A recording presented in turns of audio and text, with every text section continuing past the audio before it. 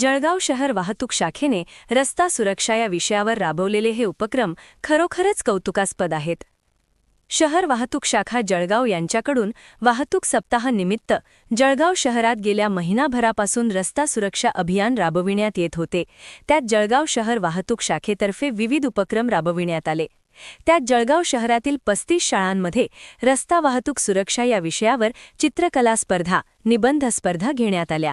त्याचप्रमाणे ईडीएस बस येथे कार्यशाळा व विविध कंपन्यांमध्ये वाहतूक सुरक्षेसंबंधी रस्ता सुरक्षा संदर्भात प्रबोधन केले.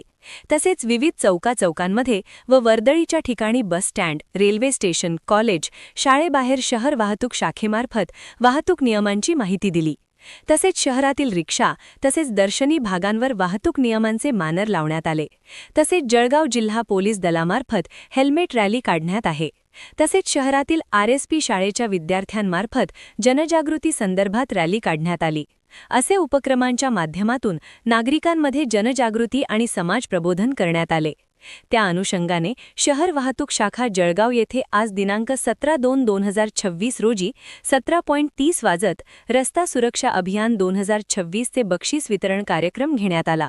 सदर कार्यक्रमाचे प्रमुख पाहुणे जळगाव शहराचे महापौर दीपमाला काळे व उपमहापौर मनोज चौधरी तसेच प्रमुख अतिथी जळगाव जिल्हा पोलीस दलाचे पोलीस अधीक्षक महेश्वर रेड्डी, अशोक नखाते, अपर पोलीस अधीक्षक जळगाव, नितीन गनापुरे, उपविभागीय पोलीस अधिकारी जळगाव भाग व अरुण आव्हाड, पोलीस उपाधीक्षक गृह जळगाव असे उपस्थित होते.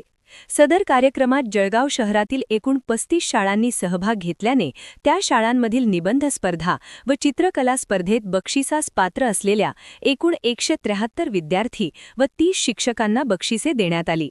तसेच सदर कार्यक्रमाची शोभा वाढविण्यासाठी श्रीराम माध्यमिक स्कूल यांनी पथनाट्य सादर केले. तसेच शिक्षण मंदिर संस्थेचे अभिनव पाठशाळा व एमजे कॉलेज एनसीसीचे विद्यार्थ्यांनी देखील पथनाट्य सादर केल्याने त्यांना देखील बक्षीस देऊन गौरविण्यात आले. तसेच जळगाव शहरातील विविध संस्था व अनेक मान्यवर उद्योजक यांनी उत्स्फूर्त प्रतिसाद देत सहभाग नोंदविला.